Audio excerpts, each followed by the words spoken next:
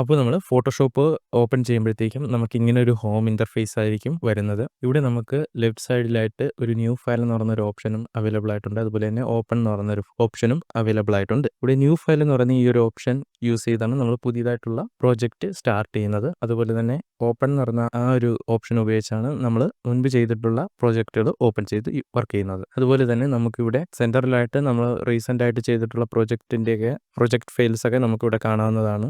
നമുക്ക് new file ഒന്ന് check ചെയ്ത് നോക്കാം. ന്യൂ ഫയൽ ക്ലിക്ക് ചെയ്യുമ്പോഴത്തേക്കും നമുക്ക് ന്യൂ ഡോക്യുമെൻ്റ് എന്ന് പറഞ്ഞ് ഒരു ഓപ്ഷൻ വരുന്നതായിരിക്കും. ഇവിടെ നമുക്ക് ഒരുപാട് വർക്കിംഗ് പ്രീസെറ്റുകൾ നമുക്ക് അവൈലബിൾ ആണ്.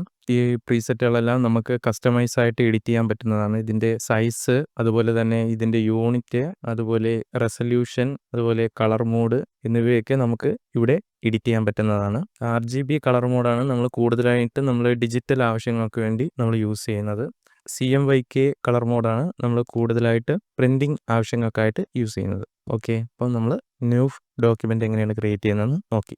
സിമ്പിളായിട്ട് നമുക്ക് നമ്മുടെ വർക്ക് സ്പേസിലേക്ക് പോകാനായിട്ട് നമുക്ക് ഈസി മെത്തേഡ് എന്ന് വെച്ചാൽ നമ്മുടെ ഫയലിലുള്ള ഒരു ഇമേജ് ജസ്റ്റ് ഫോട്ടോഷോപ്പിലേക്ക് ഡ്രാഗ് ആൻഡ് ഡ്രോപ്പ് ചെയ്യുക.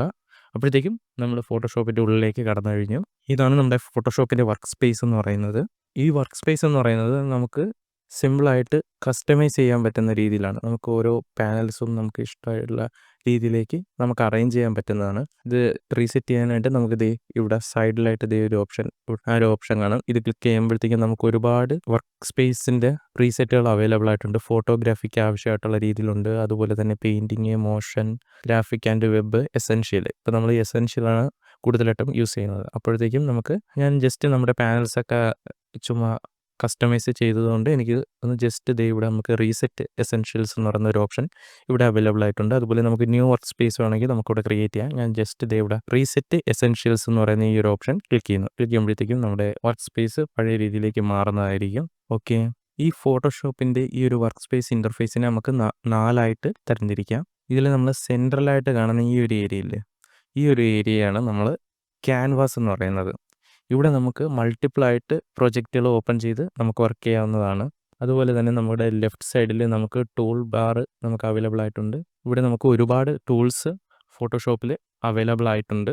ലേയേഴ്സ് മൂവ് ചെയ്യാനുള്ള ടൂൾസ്, അതുപോലെ തന്നെ സെലക്ഷന് വേണ്ടിയിട്ടുള്ള ടൂൾസ്, അതുപോലെ തന്നെ ഡ്രോയിങ്ങിന് വേണ്ടിയിട്ടുള്ള ടൂൾസ്, അതുപോലെ തന്നെ സ്കിൻ റീടച്ചിങ്ങിന് വേണ്ടിയിട്ടുള്ള ഒരുപാട് ടൂൾസ്, അങ്ങനെ ഒരുപാട് ടൂൾസ് നമുക്കിവിടെ അവൈലബിൾ ആയിട്ടുണ്ട്.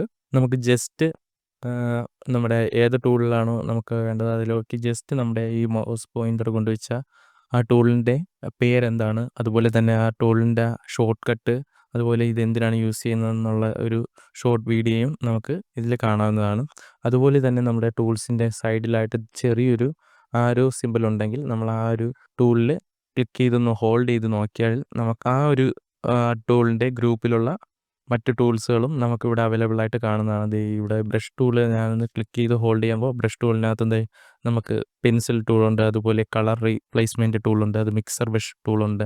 അങ്ങനെ ഒരുപാട് ടൂൾസ് നമുക്കിവിടെ അവൈലബിൾ ആയിട്ടുണ്ട്. അതുപോലെ തന്നെ ഈ ഒരു ടൂളിൽ ക്ലിക്ക് ചെയ്ത് ഹോൾഡ് ചെയ്യുമ്പോഴത്തേക്ക് ഇത് സ്പോട്ട് ഹീലിംഗ് ബ്രഷ് ടൂളാണ്. ഇതിനകത്ത് നമുക്ക് റിമൂവ് ടൂളുണ്ട്, ഹീലിംഗ് ബ്രഷ് ടൂളുണ്ട്, പാച്ച് ടൂളുണ്ട്, അങ്ങനെ ഒരുപാട് ടൂൾസ് നമുക്ക് ഇവിടെ അവൈലബിൾ ആയിട്ടുണ്ട്. ഓക്കെ, അതുപോലെ തന്നെ നമ്മുടെ ടോപ്പിലായിട്ട് നമുക്ക് 2 പാർട്ടായിട്ട് നമ്മുടെ പാനൽസിനെ 2ആയിട്ട് തരംതിരിക്കാം. മുകളിൽ നമുക്ക് ആവശ്യമായിട്ടുള്ള ഒരുപാട് മെനു പാനൽ നമുക്ക് അവൈലബിൾ ആയിട്ടുണ്ട്. നമുക്ക് ഇവിടെ നമ്മുടെ ഫയൽ മാനേജ് ചെയ്യാനുള്ള മെനു നമുക്കിവിടെ അവൈലബിൾ ആണ്. അതുപോലെ തന്നെ ഇമേജിൻ്റെ അഡ്ജസ്റ്റ്മെൻറ്റ്സിന് വേണ്ടിയിട്ടുള്ള മെനൂസ് നമുക്ക് അവൈലബിൾ ആണ്. അതുപോലെ തന്നെ ടെക്സ്റ്റ് എഡിറ്റ് ചെയ്യാനുള്ള മെനൂസ്, അതുപോലെ തന്നെ സെലക്ഷന് വേണ്ടിയിട്ടുള്ള മെനൂസ്, അതുപോലെ തന്നെ നമുക്ക് ഫിൽറ്റേഴ്സിന് വേണ്ടിയിട്ടുള്ള മെനു, അങ്ങനെ ഒരുപാട് ഓപ്ഷൻസ് നമുക്കിവിടെ അവൈലബിൾ ആയിട്ടുണ്ട്. അതിൻ്റെ താഴെയായിട്ട് നമുക്ക് ഓപ്ഷൻ പാനലാണ് അവൈലബിൾ ആയിട്ടുള്ളത്. ഓപ്ഷൻ പാനൽ എന്തിനാണെന്ന് വെച്ചാൽ നമുക്ക് നമ്മുടെ ഏത് ടൂളാണോ നമ്മൾ സെലക്ട് ചെയ്യുന്ന അതിന് യൂസ്ഫുൾ ആയിട്ടുള്ള ഓപ്ഷൻസ് നമുക്കിവിടെ അവൈലബിൾ ആയിട്ടുണ്ട്. ഇപ്പോൾ ബ്രഷ് ടൂൾ സെലക്ട് ചെയ്ത ആ ബ്രഷ് ടൂളിന് ആവശ്യമായിട്ടുള്ള ഓപ്ഷൻസ് നമുക്കിവിടെ അവൈലബിൾ ആകുന്നതായിരിക്കും. അതുപോലെ തന്നെ ഈ റെസർ ടൂൾ എടുത്താൽ അതിന് യൂസ്ഫുൾ ആയിട്ടുള്ളത് ഓരോ ടൂൾസും നമ്മൾ സെലക്ട് ചെയ്യുന്നതിനനുസരിച്ച് നമ്മുടെ ഈ ഓപ്ഷൻ ബാർ മാറുന്നതായിരിക്കും. ഓക്കെ, അടുത്തതായിട്ട് ഫൈനലായിട്ട് നമ്മൾ കാണാൻ പോകുന്നത് നമ്മുടെ റൈറ്റ് സൈഡിലുള്ള നമ്മുടെ വിൻഡോ പാനൽസ് ആണ്. ഈ പാനൽസ് യൂസ് ചെയ്താണ് നമ്മളെ കാര്യങ്ങളെല്ലാം നമ്മൾ നടത്തുന്നത്. നമുക്ക് ആവശ്യമായിട്ടുള്ള കാര്യങ്ങളെല്ലാം നമ്മൾ നടത്തുന്നത് ഈ പാനൽസ് യൂസ് ചെയ്താണ്.